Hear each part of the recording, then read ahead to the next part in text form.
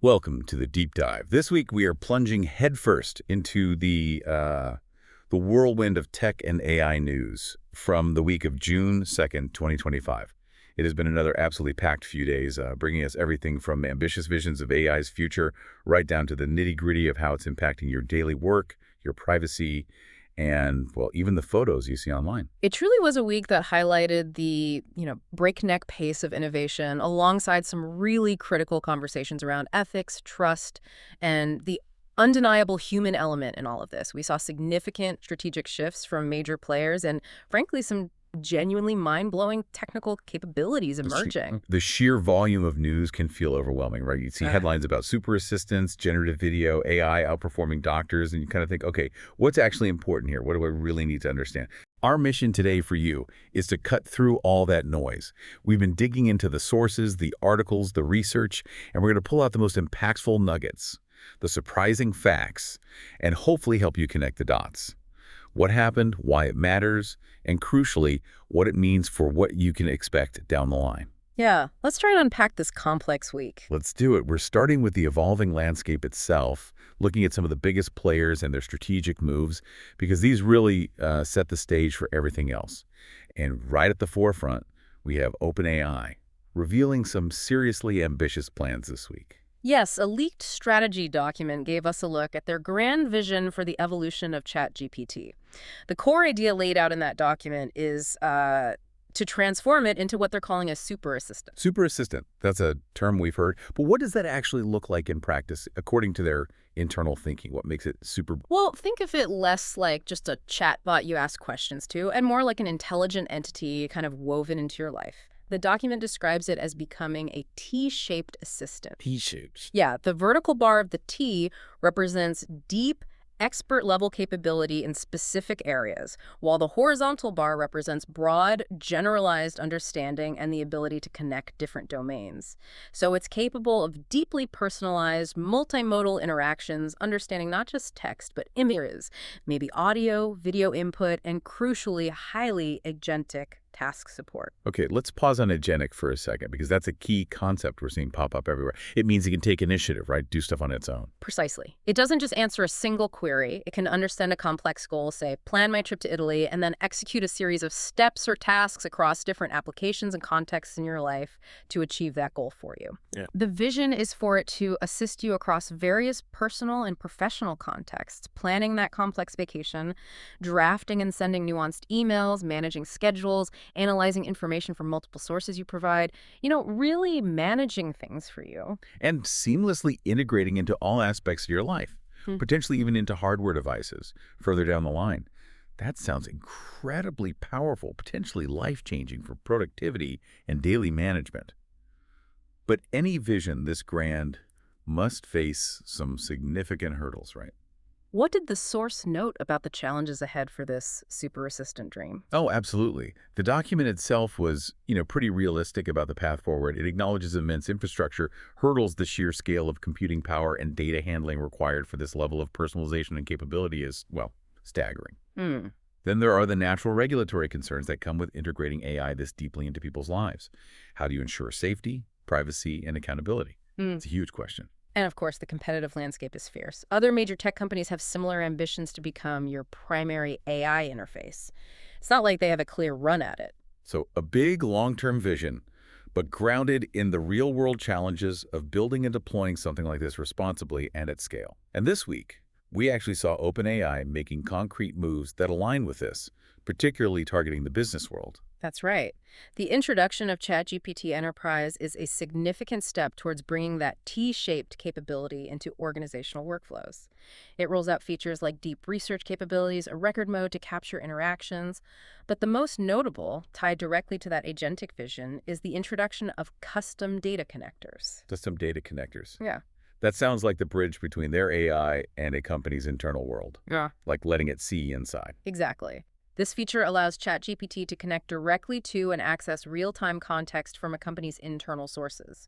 We're talking about connecting to platforms like Outlook, Teams, Google Drive, Gmail, Linear, and other critical internal business tools. Now, it's important to note, as the sources did, that this specific capability is initially rolling out for select user tiers. Plus, Pro, though notably excluding users in the EEA, Switzerland, and the UK for Pro. Ah, interesting regional limitation there. Yeah, and also Team, Enterprise, and Edu users. So not everyone gets it right away. Okay, so if you're in one of those categories, potentially in the right region, your ChatGPT could theoretically read your internal emails or documents to help you draft a response or summarize a project. That changes things fundamentally for workplace productivity. It absolutely does. Imagine asking ChatGPT to draft a project summary, and it can pull the latest updates directly from your team's, say, Slack channel or recent emails, or asking it to find information about a client, and it accesses notes stored in a shared drive. The potential for automating information retrieval and draft creation is massive. But connecting an AI directly to your private, internal business data immediately raises massive questions about privacy and security, doesn't it? It makes you wonder who has access to that data, how it's stored, and what the risks are. I mean, that's sensitive stuff. Those are absolutely critical questions. And this week, we saw OpenAI directly confronting those tensions, particularly in their legal battles. The sources highlighted their pushback against the New York Times in their ongoing copyright lawsuit. Right, that lawsuit's been rumbling on. OpenAI is actively defending ChatGPT user privacy and is fighting a court order that would compel them to preserve all user logs, including deleted and potentially sensitive chats.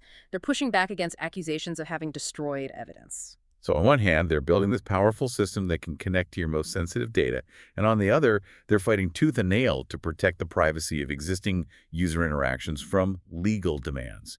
That's a fascinating and perhaps necessary tension in their strategy. It really underscores the complex legal and ethical tightrope these companies are walking as AI becomes more integrated. Beyond privacy concerns, there were also security developments. OpenAI reported blocking covert influence operations that were utilizing their tools. Covert influence ops, what kinds of operations were these? Using AI for disinformation. The sources mentioned some operations linked to China, which were reportedly using AI to generate fake comments online and even fabricate internal documents to spread disinformation. It just highlights the dual nature of powerful AI tools, immense potential for good, but also significant potential for misuse. Yeah, that's worrying. And it naturally points to the likelihood of increased regulatory scrutiny and oversight on AI platforms as these capabilities become more widespread and, well, more easily abused. So OpenAI is navigating this complex space, pushing the boundaries with a grand super assistant vision, implementing powerful enterprise tools that touch sensitive data, while simultaneously fighting legal battles over privacy and actively combating malicious use of their technology. It's a lot for one company to handle. It truly is a dynamic and challenging position. And they're not the only major player making big AI moves this week. Meta is also undergoing a significant AI transformation, particularly impacting the world of advertising and, maybe more concerningly, its internal risk assessment processes. Meta's ad plans are always interesting, given their scale. What's the aggressive timeline we heard about? They're usually pretty aggressive. Meta has set a really aggressive target to automate end-to-end ad creation and targeting by late 2026. That's, not that far away. Then, wow. The concept is that brands will provide only the most basic inputs like images, video clips, maybe some key messages, and budget allocation, and Meta's AI systems will handle the rest. Handling the rest, what does that entail? Just writing copy. More than that, the AI will reportedly generate the ad copy, potentially even create video variants, and then optimize placements across Meta's platforms in real time, tailoring the ad variants based on the specific user's context, activity, and demographics. The goal is to deliver hyper-personalized ad experiences at scale. As a consumer, receiving real-time, hyper-personalized ads sounds like it could cross the line from helpful to, well, kind of creepy, very quickly. It makes you feel like the platform knows everything about you. That's certainly the consumer implication, which could raise its own privacy concerns and maybe backlash. From a business or marketer's perspective, this level of automation represents a massive shift in workflow. While it promises efficiency, it also poses challenges. Like what? Losing control. Exactly. How do you maintain creative oversight? How do you ensure brand consistency and messaging when an AI is generating and optimizing countless variations in real time? It requires a different level of trust and potentially new strategies for setting guardrails for the AI, Yeah, that's a big leap of faith for brands. Beyond ads, the sources also highlighted a significant and perhaps more concerning shift at Meta regarding how they handle risk assessment internally. Yes, this was a major internal change reported. Meta is reportedly shifting a vast majority, around 90%, which is huge, of its product risk reviews from human reviewers to AI systems. 90%. Yeah.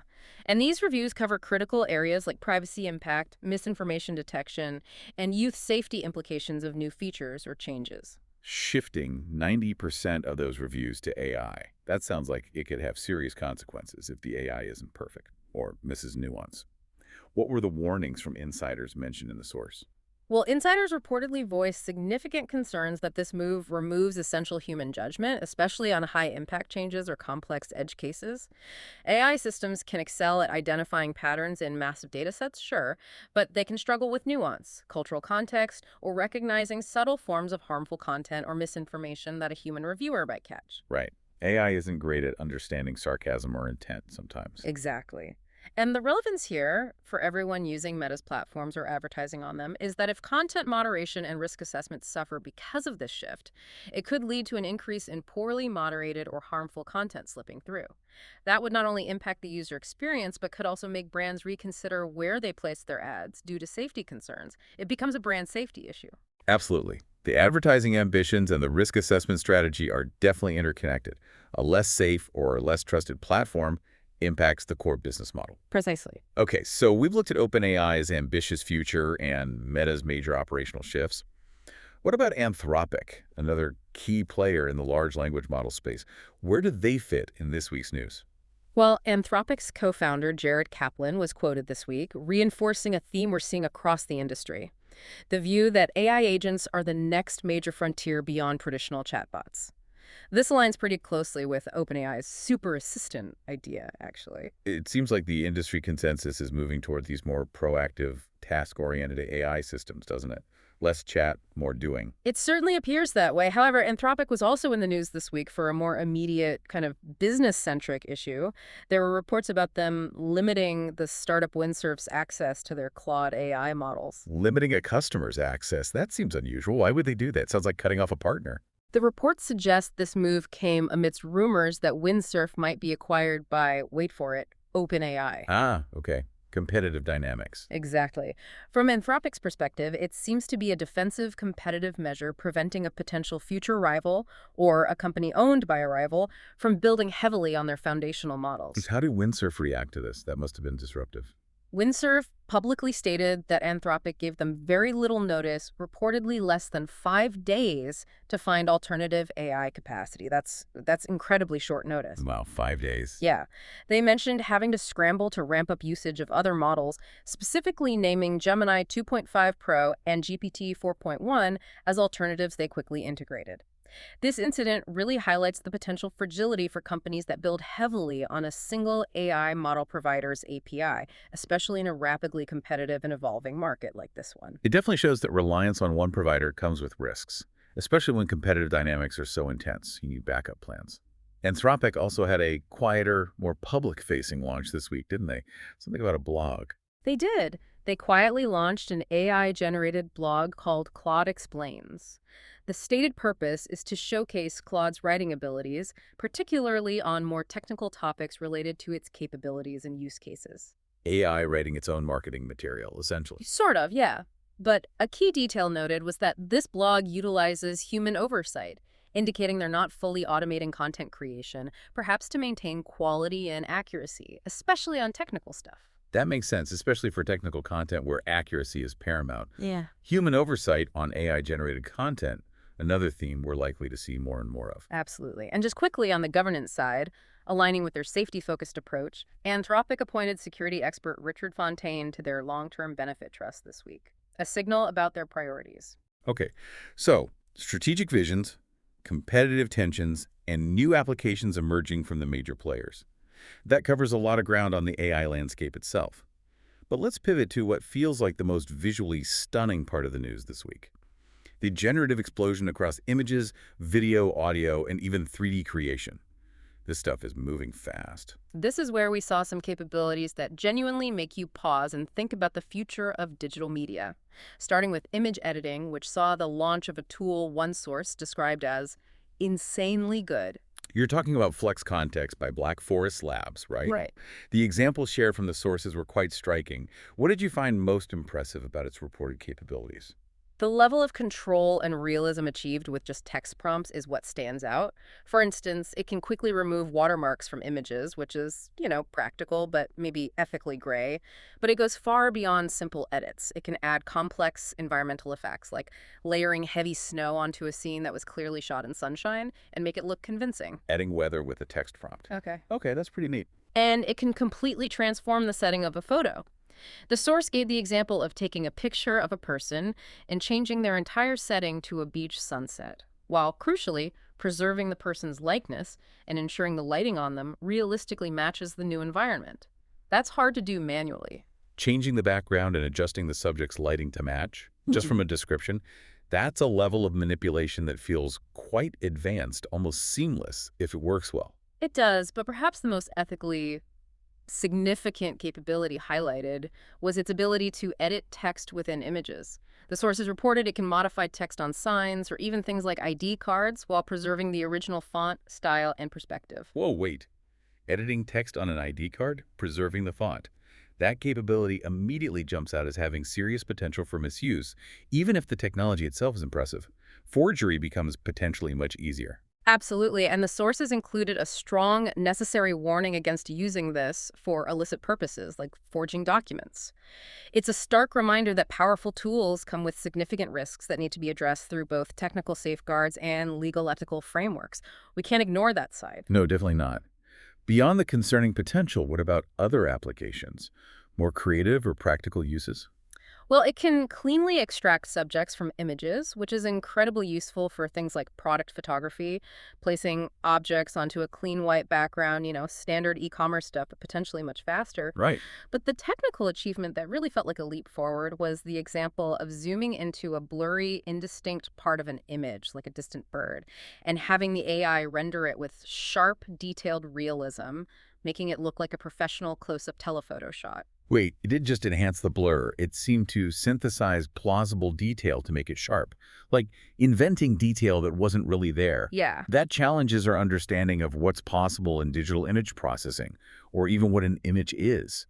That's what the demonstrations described in the source suggested, creating sharp, convincing detail from what was previously too blurry to discern. It's almost like hallucinating detail, but in a useful way, if that makes sense. It can also perform more standard tasks like colorizing black and white photos, changing backgrounds while correctly adjusting subject lighting, in-painting, adding objects, and out-painting, extending the image beyond its original borders. It sounds incredibly versatile, covering a huge range of image manipulation tasks with just text. And how is its performance? Is it slow and clunky, or? According to the sources, it's surprisingly fast, often completing these complex edits in under 5 seconds per image. 5 seconds, that's very fast. Yeah, and benchmarks shared reportedly showed it outperforming existing state-of-the-art models like GPT-4o and Gemini Flash in key areas for image editing, specifically character preservation, keeping the person looking like the same person, following complex editing instructions accurately, and handling that tricky text within images task. Outperforming models from giants like OpenAI and Google in specific editing tasks is really notable, shows the pace of innovation isn't just with the biggest players. How accessible is this tool right now? Can people try it? The sources mention it's available to try via their online platform, and you can get free credits to test it out. They also noted an upcoming open-weight version called Context Dev, though with the caveat that it might be a distilled version, perhaps with more artifacts compared to the paid Pro and Max versions. So a taste might be free, but the best quality will likely cost. So a powerful new tool that offers unprecedented ease and capability in image editing, but one that forces us to grapple immediately with questions of authenticity and trust in digital images. The phrase, seeing is believing, is more obsolete than ever, isn't it? Absolutely. The speed and ease of manipulation mean we all need to become much more critical consumers of visual media online, assume anything could be altered. And that rapid advancement isn't confined to static images. Video and avatars are also seeing rapid progress, though perhaps with more variance in actual capability versus some of the online hype we see. Yeah, the hype cycle is strong with AI video. The sources revisited some tools that had generated buzz, like HeyGen and Mirage Studio. What were the key takeaways from reviewing them now, still living up to the initial excitement? Well, the review of Heian Avatar 4, which focuses on lip-syncing still images to audio, highlighted limitations in motion control. While the lip sync might be good, the overall movement was described as rigid and somewhat robotic, suggesting the online demos might not always reflect the full picture of its current capabilities. It's easy to cherry-pick the best results. Mhm. In Mirage Studio, for generating AI video from text or an actor, reportedly still struggles with seamlessly stitching together its output, which comes in short 4-second clips. It also had difficulty generating really natural expressions like laughter or singing. The joins between clips can be jarring. So despite the height, there are still significant technical hurdles in generating truly natural, seamless video and expressive characters that don't fall into the uncanny valley. What were some of the more impressive new developments mentioned in video this week? Tencent's Hunyan Video Avatar was highlighted as a potential step up in realism.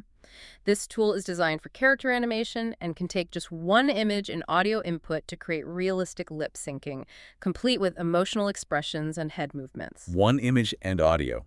That's efficient. Yeah, and what makes it stand out is its reported ability to handle multiple characters in a scene and even work with drawings, not just photos of real people. That opens up possibilities for animation. That suggests more flexibility and potential for creating animated content more easily. Yes.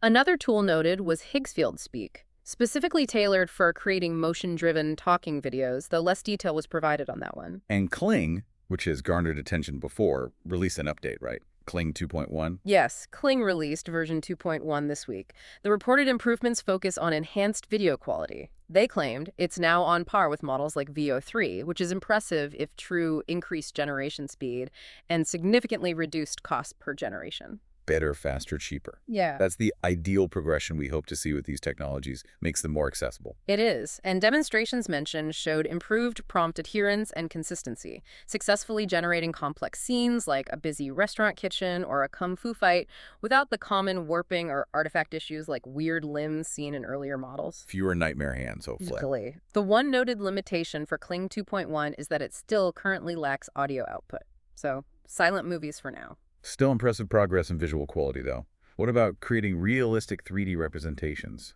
moving beyond 2D video? There's technology called EVA, or Expressive Virtual Avatars, that was discussed. This tech aims to create super realistic, full-body 3D models from just video input. It captures accurate body movements, subtle facial expressions, and detailed hand gestures. How does it achieve that level of realism from a standard video? That seems computationally intensive. The process involves analyzing the input video to extract key information like skeletal poses, facial expressions, and hand movements. It then uses this data to generate a 3D model with detailed geometry and texture layers, plus a separate face refinement process designed for even more accurate expressions. It's complex. That sounds like a lot of processing. Is this something creators can use now? Can I make a 3D model of myself easily? Not yet, according to the source. It hasn't been released publicly. And there's a key limitation to be aware of. The movements of the resulting 3D avatar are based solely on the input video. You can't yet control the avatar to perform new actions or movements beyond what was captured in the original footage. It just replays the input motion on the 3D model. Ah, okay. So you can capture motion, but not puppeteer it afterwards. Still, even with that limitation, the ability to generate a realistic, moving 3D avatar from video has huge potential for games, virtual reality, maybe pre-visualization for film, and other immersive experiences. It certainly does. And in the realm of post-production video manipulation, Luma AI unveiled a tool called Modify Video. The core concept here is incredibly powerful. It allows you to control aspects like style, character appearance, and even the setting after the video has been shot. After shooting. So you could change someone's shirt color or make a scene look like anime after the fact. Potentially, yes. Their tagline captures the idea, shoot once, shape infinitely. It suggests a future where post-production offers much more creative control over the original footage. That could fundamentally change video production workflows, allowing for far more flexibility in editing and maybe fixing mistakes without reshooting. Potentially opening up new creative possibilities and reducing the need for complex reshoots. And just on a more accessible note, Microsoft reportedly quietly launched a free AI-generated video tool from text prompts called Bing Video Creator, bringing this capability to a wider audience. Okay, so across images, video, and 3D, These generative tools are rapidly empowering creators with unprecedented capabilities, but they also intensify the conversation around synthetic media, deepfakes, and the, frankly, growing challenges of verifying the authenticity of visual content online. The pace of progress here is just staggering. It really is. And the advancements aren't limited to visuals. Text-to-speech and audio generation capabilities are also seeing significant leaps forward. Voices are getting scarily realistic. What were the key developments in audio this week? 11 Labs seems to be a name that keeps popping up. Yes, 11 Labs released the alpha version of their V3 model, and it's being highlighted as potentially setting a new standard for quality and expressiveness in text-to-speech. What makes V3 stand out from previous models? How is it better? Yeah. According to the reports, it's capable of following specific audio tags within the script to influence the delivery, like adding emphasis, changing tone, or inserting pauses, allowing for more nuanced and directed performance. It supports a wide range of languages, over 70, and importantly, it can generate dynamic conversations with multiple speakers, making the output sound much more natural and engaging than typical single-voice narration. Ah, so you can create dialogues that sound like actual conversations, not just robotic back and forth. That moves beyond just reading text. It's about creating audio performances. Exactly. And the sources also noted the rapid emergence of new open-source text-to-speech generators. Some of these are even claiming to outperform 11 Labs in certain aspects, maybe offering finer-grained control over emotion and tone, healthy competition. Right. There was also mention of an open-source alternative for generating videos that are synchronized with audio input, linking the visual and audio generation tracks. Open source is clearly driving innovation and competition across these generative modalities, pushing the boundaries. And the financial world is certainly paying attention to the potential of voice AI, right? Absolutely. A report this week highlighted that funding for voice AI companies has seen a significant jump, reportedly increasing 8x, according to data cited from Andreessen Horowitz. 8 times. Yeah.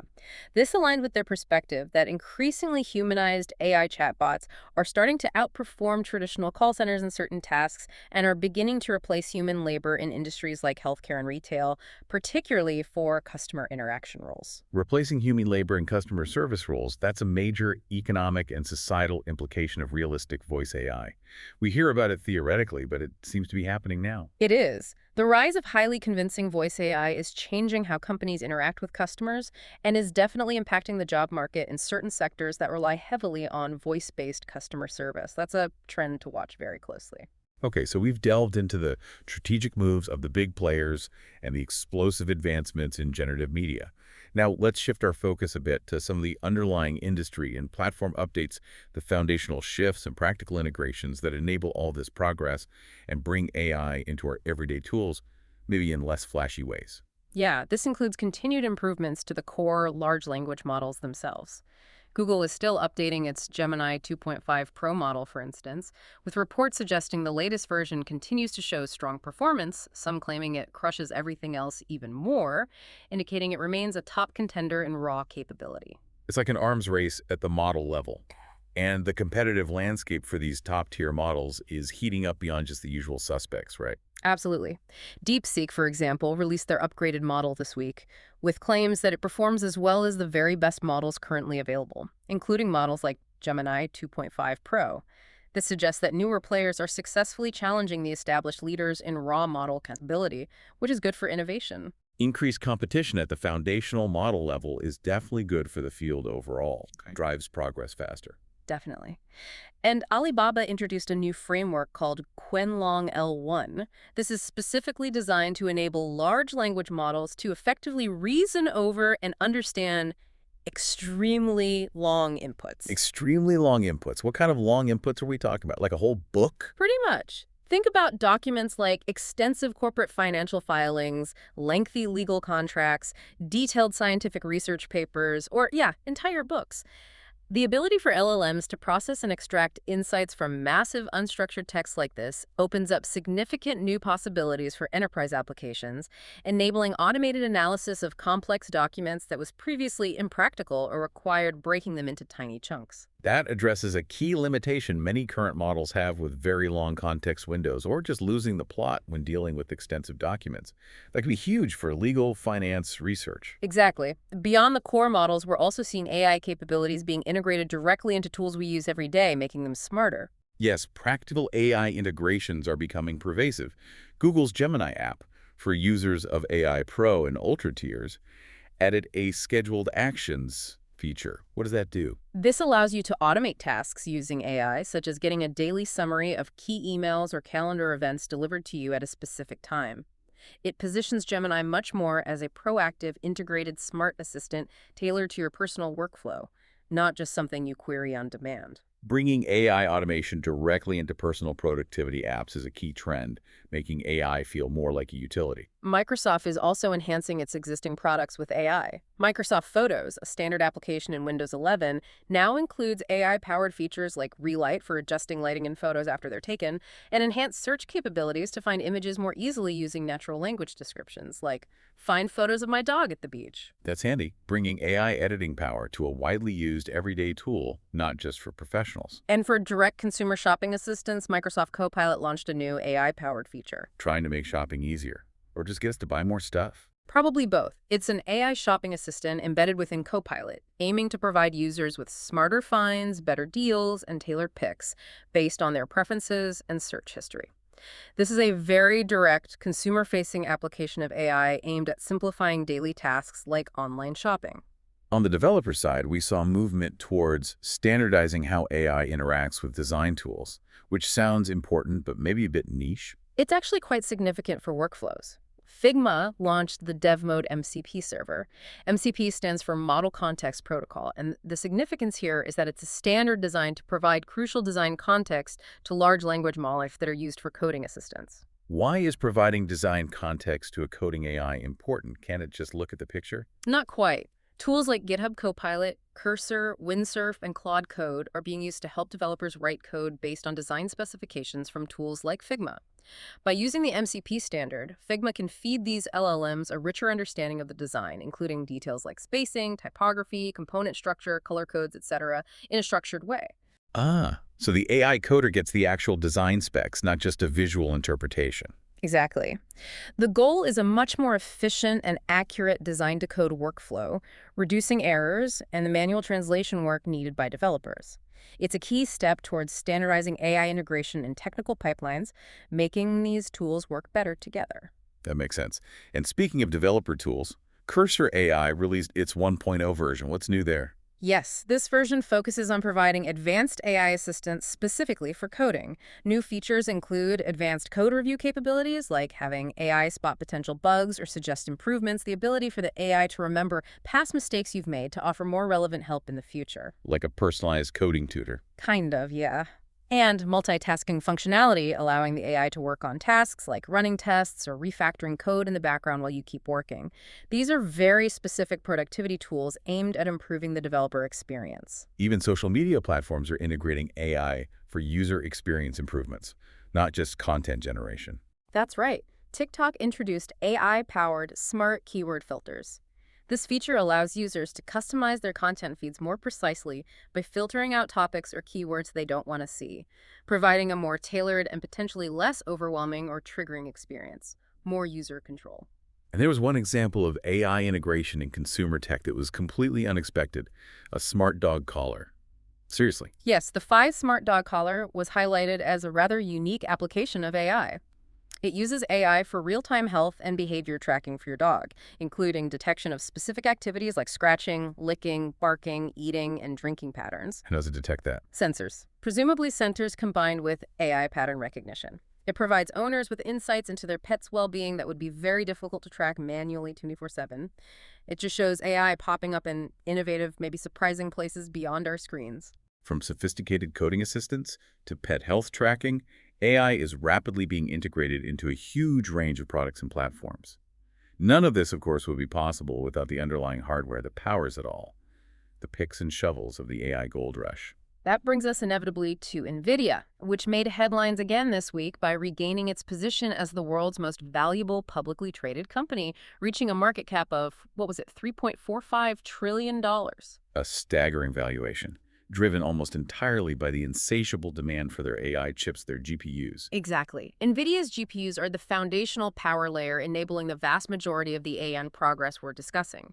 The sources also highlighted the inclusion of NVIDIA's new Vera Rubin chips in a powerful new U.S. supercomputer announcement, and also their partnerships with governments in places like the UK and across Europe. Partnering with governments, how so? These partnerships aim to boost national AI capacity through initiatives like building sovereign compute labs, meaning AI infrastructure controlled within a nation's borders, and developing AI skills training programs.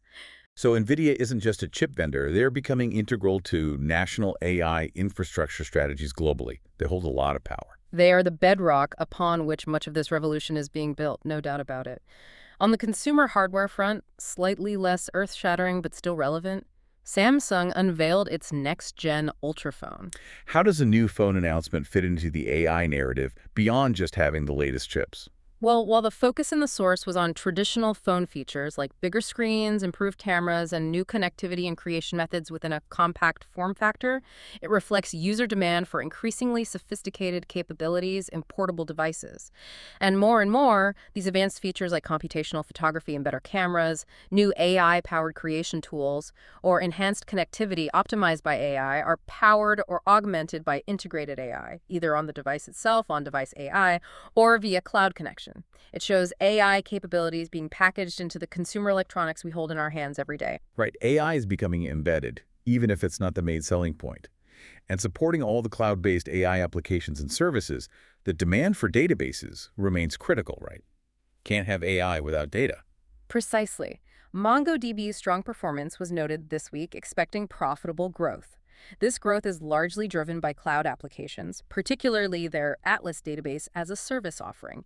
It just highlights the continued essential need for robust, scalable databases to store and manage the vast amounts of data required by these new AI-driven applications. The infrastructure layer is booming. So the entire ecosystem, from chips to databases to end-user applications, is seeing massive growth driven by AI. What about Apple? They were mentioned, but perhaps not with the same kind of splashy generative AI announcements as some other companies this week. Still playing catch-up. The sources discussed the rumors and speculation ahead of Apple's upcoming WWDC 2025 conference. The reporting suggests that this year's focus might be more on sorting out the basics regarding AI, potentially focusing on core functionalities like AI-powered translation, maybe summarization, and improving developer tools, following what one source characterized as perhaps a premature announcement of Apple Intelligence last year that maybe didn't fully deliver yet. Focusing on getting the fundamentals right before overpromising. And what's their reported state of their core AI model development, specifically their chatbot, the competitor to ChatGPT or Gemini? The reporting suggests that their internal chatbot prototype shows promise but struggles with accuracy. This frames Apple as potentially still grappling with some of the fundamental AI challenges that competitors have seemingly made more public progress on, at least in the conversational model space. They seem to be taking a more cautious, integrated approach, maybe. So, we've trivied the course from high-level company strategies and groundbreaking generative tech down to the infrastructure powering it all and the practical integrations appearing in our tools. But technology isn't developed or deployed in a vacuum, right? It has profound implications for the human element, our jobs, our creativity, and the fundamental questions of ethics and trust. This is where it gets really complex. Let's dive into the job market implications first, because that's an area where AI sparks significant anxiety, understandably. The PwC 2025 Global AI Jobs Barometer study released this week offered some data that frankly challenges some common fears. It absolutely does. One of the most striking findings was the connection between AI exposure and productivity growth. The study linked AI adoption to a remarkable fourfold increase in productivity growth in industries deemed most exposed to AI, showing growth jump from 7% to 27% between 2022 and 2024. That's huge. Wow, 7 to 27% in 2 years. Yeah, compared to only 9% growth in least exposed industries over a slightly longer period, 2018-2024. So a massive differential. A fourfold increase in productivity in just 2 years in the most AI-affected sectors. That's a staggering impact. And they also found that revenue per employee is 3 times higher in those most exposed industries. But here's the part that truly feels counterintuitive, given the prevailing narrative about AI replacing jobs. The data suggests job availability is actually growing, not shrinking, even in roles that are considered more exposed to AI. Wait, jobs are growing despite being more exposed to AI. Not less growth, but actual positive growth. That really goes against what many people fear, the whole robots taking our jobs narrative. The data in the specific study showed job growth in AI-exposed roles at 38% between 2019 and 2024. Now, that is less than the 65% growth seen in less exposed roles during the same period, so the growth is slower, but it's still significant positive growth. Okay, so slower growth, but not decline. Right. They also broke down exposed jobs into those with automatable tasks, things AI can potentially do independently, and those with augmented tasks, where AI assists a human. The study found job growth in both categories across industries, though augmented jobs where humans work with AI are generally growing faster. So the data suggests it's less about mass destruction of jobs and more about transformation and augmentation, maybe shifting the type of jobs available. What about wages? Are people getting paid more or less? The wage data is also compelling and posited in this study. Wages are reportedly growing twice as fast in AI-exposed industries compared to less exposed ones. And perhaps most importantly for you, if you're looking at navigating this landscape, there's a significant and growing wage premium for AI skills. A premium. How much? The study found an average wage premium of 56% for AI-related skills globally. That's a huge jump from 25% just last year. A 56% premium for AI skills. That's a powerful signal about what the market values right now. The sources specifically pointed to prompt engineering skills as an example, contributing to that 56% premium. Knowing how to talk to the AI pays well. It highlights that while the fear of job loss is understandable, the more immediate reality, according to this data at least, is a skills earthquake. The skills sought by employers are changing dramatically faster in AI-exposed jobs, 66% faster now compared to just 25% faster last year. 66% faster skills change. Yeah, it underscores the absolutely critical need for continuous learning and adaptation for anyone in the workforce today. You can't just learn one thing and be set. The ability to learn and adapt is becoming the most valuable skill of all, it seems. And interestingly, the study also noted a trend towards declining demand for formal degrees, particularly in AI-exposed jobs. The requirement for a degree fell 7 to 9 percentage points between 2019 and 2024, depending on the specific job type. Less focus on degrees, more on skills. It suggests that practical skills, hands-on experience, and demonstrated capability with new tools might be gaining importance relative to traditional academic qualifications, at least in these fast-moving sectors. So skills are evolving rapidly, gaining importance over degrees, and commanding a significant premium. It's a complex, but perhaps less bleak picture than often painted based on this PwC data. However, the sources did include contrasting perspectives, particularly from the developer community, right? It's not all rosy. Yes, it's crucial to look at the nuances and not just take one study as the whole story. While the PwC data shows overall job growth in exposed sectors, concerns about job cuts persist, especially among developers who see AI tools automating parts of their work. Right. A GitHub study, for example, noted that increased developer productivity due to AI tools was paired with expressed fears about job security. And Salesforce confirmed reduced hiring for engineers and support roles, explicitly linking this reduction to AI-driven productivity improvements, meaning they simply need fewer people for the same output. That suggests a potential impact on entry-level jobs or certain roles that are more easily automated or augmented. If AI makes existing engineers significantly more productive, the need to hire new ones might decrease, even if overall output increases. That's a key concern highlighted in the sources, the potential for AI to reduce demand at the entry level or in roles focused on more automatable tasks, even if more senior or augmented roles grow. The PwC expert quoted in the report acknowledged this dynamic, stating that human potential remains absolutely essential, but the challenge for individuals lies in their ability to keep pace with the technology through continuous learning and upskilling, finding your niche. So it's not necessarily about AI replacing humans entirely across the board, but rather transforming the nature of work, potentially squeezing certain roles while creating demand for others, and requiring us all to constantly evolve our skills to work effectively with or alongside AI. It's complicated. Precisely. And moving from jobs to creativity, AI is also forcing us to ask fundamental questions about originality and the nature of creative work itself. Yeah, the sources presented a researcher's argument about a kind of paradox in generative AI's impact on creativity. This feels really important for anyone in a creative field, writers, artists, musicians. The argument is essentially this. While generative AI tools undoubtedly enhance average creative output, they make it easier for more people to produce visually polished images, write passable text, or generate basic music. They risk narrowing idea diversity in the long run. How so? By making everyone use the same tools. Sort of. By leaning too heavily on AI models trained on vast amounts of existing data, creators might inadvertently fall into what this researcher termed algorithmic mediocrity.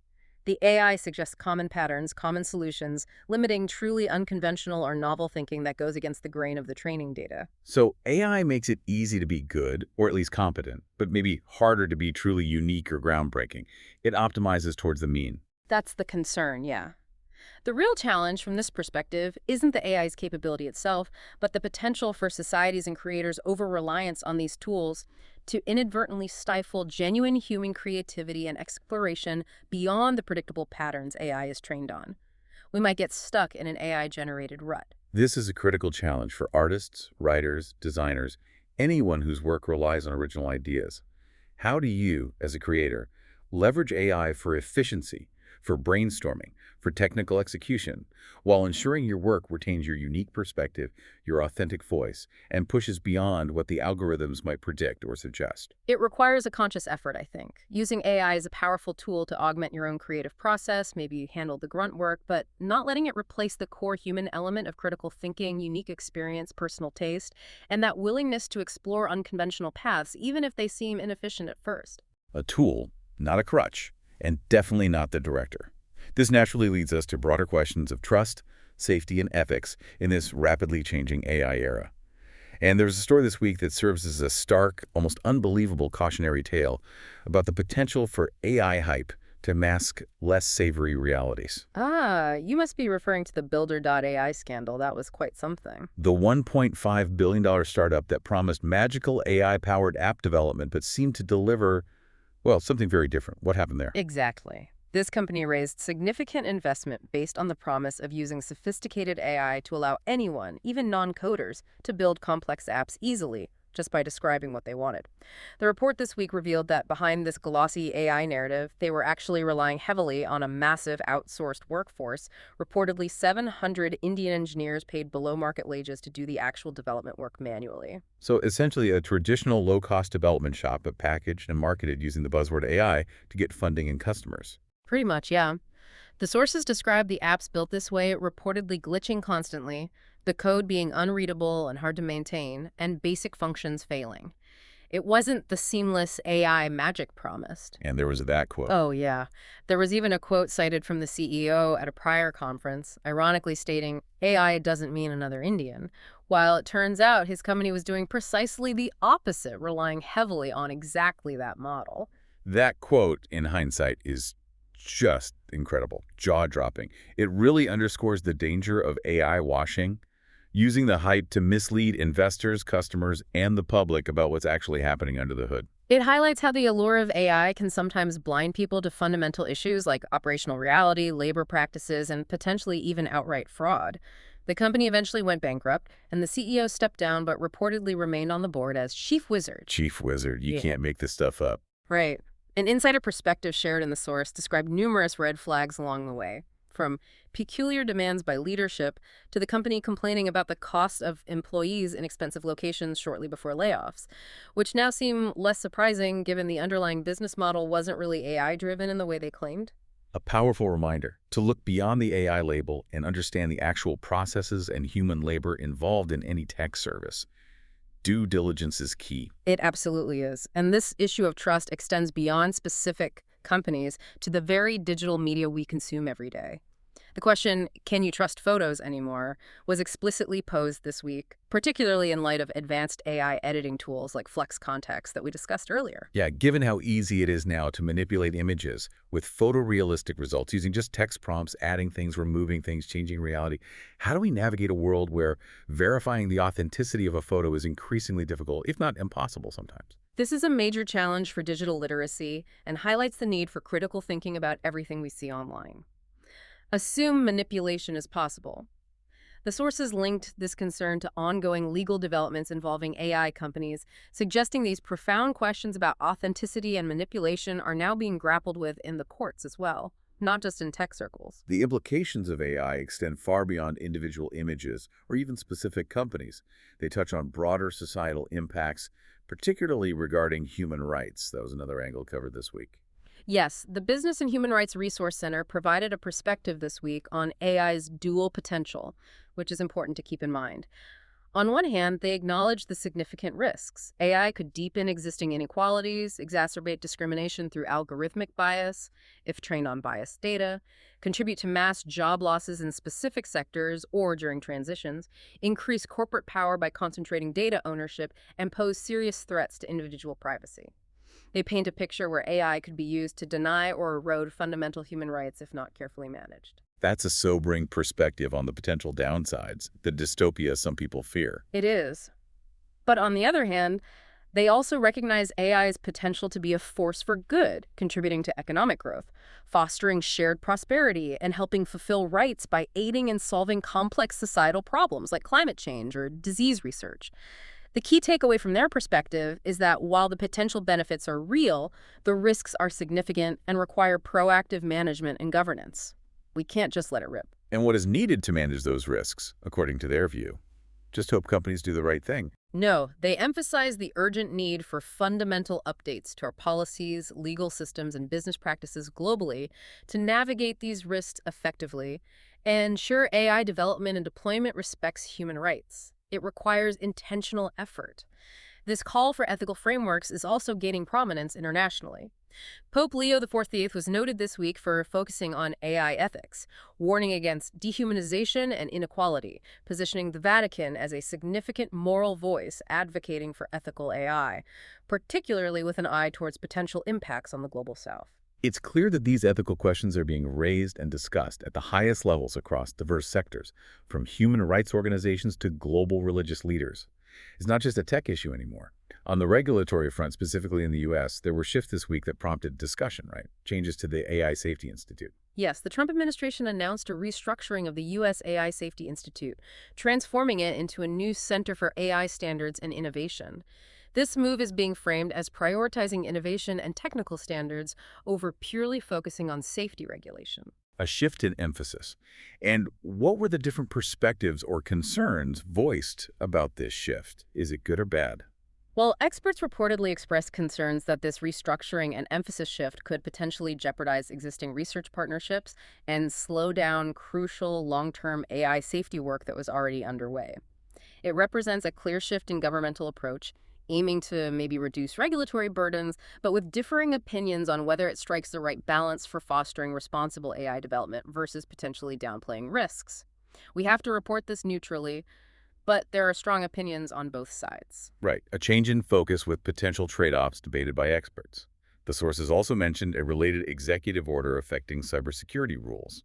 That's right. An executive order was signed that canceled several cybersecurity rules that had been established by previous administrations.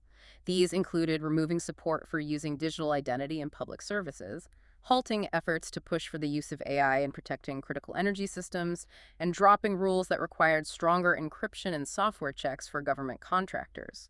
And the stated goal for that was to reduce bureaucracy and red tape, presumably to speed things up. Correct. That was the rationale given. However, experts warned that removing these specific policies could actually slow down or hinder progress in key areas of cybersecurity and AI-related protection efforts, potentially leaving systems more vulnerable. It's another example of the ongoing tension between deregulation aimed at fostering innovation and implementing necessary safeguards to manage the risks of new technologies.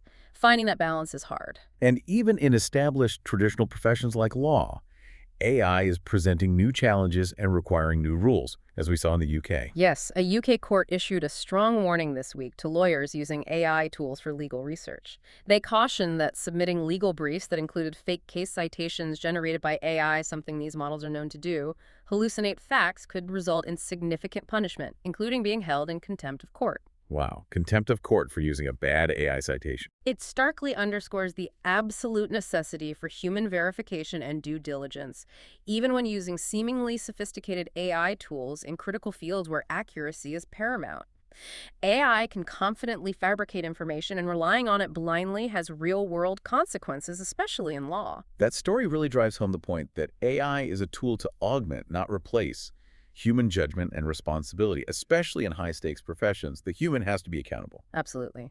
And finally, on the structural side of things, the AI Now Institute released a report highlighting a critical issue in the AI landscape: power concentration. What was their main finding there? Too few companies holding the keys.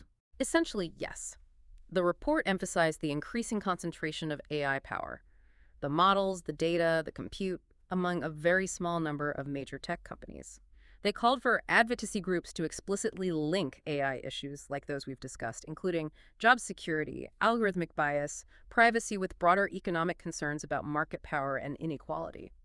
The idea is to build a wider coalition of stakeholders who understand how AI power concentration affects not just technology, but fundamental economic fairness and opportunity for everyone else. That connects back to our earlier point about the job market and potential impacts on workers. It frames these technological shifts within a larger economic power dynamic, not just as neutral tech progress. It ties many of these threads together: the economic impact, the concentration of power, and the need for thoughtful governance and advocacy to ensure the benefits of AI are shared more broadly and the risks are mitigated effectively, not just benefiting a handful of giants. Let's spend a bit more time now doing a deeper dive into one specific sector that's being significantly impacted by AI, and where many of these themes converge: healthcare. The Stanford Health AI Week provided a lot of insight into how AI is being viewed, integrated, and debated within that critical field. Yeah, it really covered a range of crucial topics and perspectives from clinicians, researchers, and patients. The key themes that emerged from the discussions included defining the true value proposition of AI systems in the complex world of biomedicine, like what problems does it actually solve well? The significant challenges and opportunities involved in integrating AI tools into actual clinical practice within health systems, which is always hard, Right. and the evolving nature of the relationship between human clinicians and AI assistants. How do they work together? What were some of the main challenges identified when it comes to integrating AI into clinical workflows? Because getting new technology adopted in healthcare is notoriously difficult, right? Doctors are busy, systems are complex. Very difficult. And one striking point highlighted was the observed disconnect. While many clinicians are comfortable using AI in their personal lives, maybe asking a chatbot a question or using AI photo editing, they show significant resistance or hesitancy when it comes to using it professionally with patients or in clinical decision making. There's a trust gap. Why is that? Fear of errors, liability. Probably a mix of things. Concerns about accuracy, liability, workflow disruption, lack of training, maybe even a feeling that it undermines their expertise. The discussions highlighted the crucial need for leadership buy-in and system-wide conversations about AI's future role in healthcare right now. One anecdote mentioned a health system CEO holding sessions with their top 500 leaders solely to discuss AI, underscoring the high-level attention needed. The sentiment was, if we're not actively adopting it, we will be left behind. But adoption needs to be thoughtful. So the challenge isn't just the technology itself, but change management, building trust, and overcoming cultural inertia within a complex system. It's a human problem as much as a tech problem. Exactly. There was also significant discussion around how AI should be integrated. The idea isn't just to train AI to perfectly replicate human tasks, like reading a scan exactly as a radiologist would. Instead, maybe design it to work with humans, evolving existing workflows so that AI tools can not only assist, maybe highlighting areas of concern on a scan, but also potentially act as educational aids as clinicians interact with them, explaining why it flagged something. Using AI to augment and even educate the physician, rather than just automate parts of their job. That's a different framing. And perhaps one of the most immediate, practical, and honestly maybe unsexy applications discussed was leveraging AI to tackle the overwhelming administrative burden faced by clinicians. The paperwork is killer. The burnout factor. Huge factor. The sources cited an estimate suggesting a primary care doctor would need something like a 26.7-hour day just to complete all the required tasks: charting, billing codes, prior authorizations, messages. It highlights the immense amount of time spent on paperwork, documentation, and administrative tasks, taking away from patient interaction. So, using AI to handle that administrative load, summarizing patient visits for notes, filling out forms, maybe handling routine messages could free up significant time for actual patient care, which is where human interaction is most critical. That's the big hope, that AI can handle tasks humans don't need to do or don't want to do, allowing clinicians to be more cognitively in tune with their patients and their environment, less buried in the computer screen. Practical advice was also given on prompt engineering for healthcare professionals using LLMs, emphasizing the critical need to provide detailed context and constraints to get accurate and safe output from these models in a medical setting. You can't just ask vague questions. Context and constraints are key for any LLM interaction, but especially in a high-stakes field like healthcare where a wrong answer could be dangerous. What about patient involvement in the development of these tools? Are they being consulted? There was a strong call for much greater patient engagement in the AI development process, moving beyond just seeking feedback after the tool is built. The idea being pushed was co-design and genuine partnership, treating patients as colleagues and even co-principal investigators in the development of AI tools that will ultimately impact their care. Patients as partners in building the AI. Yeah. Building trust through this collaborative approach was seen as essential for successful and ethical AI adoption in healthcare, making sure the tools actually meet patient needs and address their concerns. Involving the end users, the patients from the very beginning seems like a crucial step to ensure these tools are truly beneficial and trustworthy, not just something imposed on them.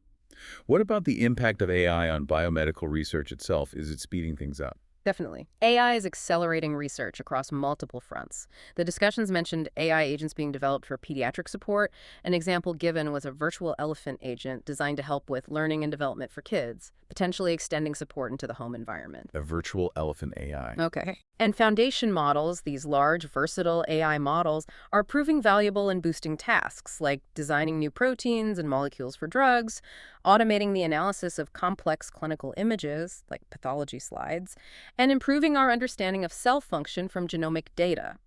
It's helping researchers process vast amounts of data faster. AI agents and foundation models driving new scientific discoveries and applications. That's exciting. And on a more personal, maybe unexpected level, using chatbots to refine conversational skills was highlighted practicing high-stakes conversations, like delivering bad news or explaining complex treatments in a low-stakes environment. Useful for training doctors, but maybe also for patients practicing talking to their doctors or even for personal interactions outside medicine. That's a creative use of the technology for refining a core human skill communication. Now let's look at the bigger picture in healthcare. The human-AI relationship, is it always the case that human plus AI is better than either alone? Is that always true? Well, a surprising finding from a Stanford medicine study presented at the event challenged that commonly held assumption, or at least added nuance to it. Their research indicated that in some specific diagnostic and reasoning tasks, AI models can actually outperform human physicians working alone. AI outperforming doctors in certain diagnostic tasks. That really questions our assumptions about the inherent superiority of human judgment in medicine, at least for specific pattern recognition. It does raise questions. However, this finding was immediately tempered by a strong argument, reinforcing that the core, irreplaceable element of medicine remains human connection. The ability to build long-term relationships with patients, the presence at the bedside during difficult times, providing empathy, understanding context beyond the data, offering comfort. These are things AI currently cannot and likely will not be able to replicate meaningfully. So while AI might excel in specific analytical or diagnostic pattern recognition tasks, the fundamental value of a physician, the art of medicine, encompasses much more than just analysis. It's the human touch. Exactly. There was also discussion about avoiding what was termed the Turing trap in healthcare AI development. The Turing trap. What's that? It means developing AI simply to replicate tasks that humans already do, essentially just trying to pass the Turing test for being indistinguishable from a human doctor.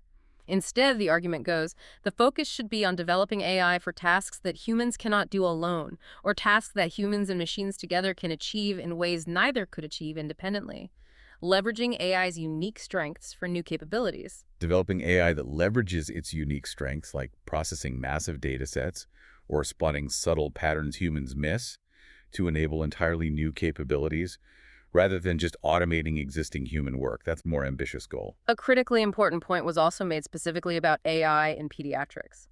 Children are not simply smaller versions of adults, and the experts stress that healthcare AI for pediatric patients requires a fundamentally different approach. Why different? Several reasons. Smaller available datasets for training AI specific to children's conditions, the rapid pace of patient development and change as kids grow, different ethical considerations and regulations surrounding children's data and consent, and outcomes measured in terms of a lifetime of potential realized, not just short-term metrics. It means that adult-trained models are often unsuitable and can potentially be dangerous when applied uncritically to pediatric care. That highlights the need for specialized, tailored AI development for specific populations, not a one-size-fits-all approach downloaded from the cloud. Context matters hugely. Absolutely. On a positive, concrete note of progress, Clarity received FDA clearance this week for the first AI breast cancer risk prediction tool, a tangible example of AI moving from research into approved clinical use, which is a major step. So, real-world applications are starting to get regulatory approval.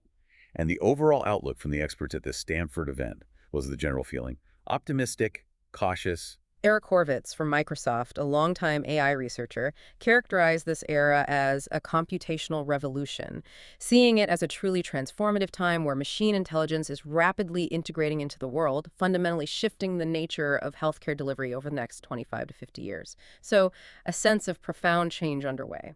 So, healthcare, a sector grappling with integration challenges, deep ethical questions, and redefining the human role, alongside genuinely exciting advancements in research and practical applications starting to emerge. It feels like a complex microcosm of the broader AI landscape we've been discussing. That certainly covers the breadth of the significant tech and AI news and developments from the week of June 2nd. We've seen stunning capabilities emerge in areas like visual and audio generation, powerful AI integrated into major platforms and foundational hardware, and critical ongoing discussions about the future of work, trust, ethics, and the fundamental place of humans in this rapidly evolving landscape. It was a busy week. It really reinforces the dual nature of these developments, doesn't it? The immense potential for innovation, for productivity gains, for unlocking new scientific understanding is undeniable and, frankly, exciting.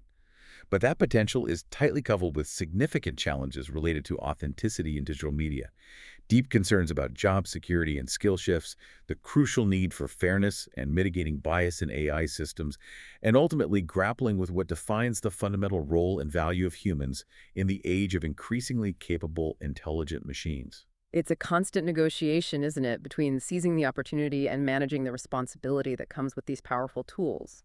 Thinking about this incredible pace of technological change we discussed today, the shifts in the job market, the challenges to creativity and trust, the transformation even in a field as established as healthcare, what does it truly mean for you, listening right now, navigating this landscape, to be well-informed and adaptable in this accelerating era of AI? It feels like more than just reading headlines. And maybe related to that, as AI systems become more capable, even demonstrating performance that equals or exceeds human capability in specific tasks, how do you define and cultivate the uniquely human skills? The empathy, the complex critical thinking that goes beyond pattern matching, the creativity that originates from lived experience and unique perspectives, the skills that will be most valuable and perhaps irreplaceable in the years to come. What makes us uniquely human in this new context? That's definitely something worth pondering deeply. Thank you for joining us for this deep dive. My pleasure. Always fascinating to track.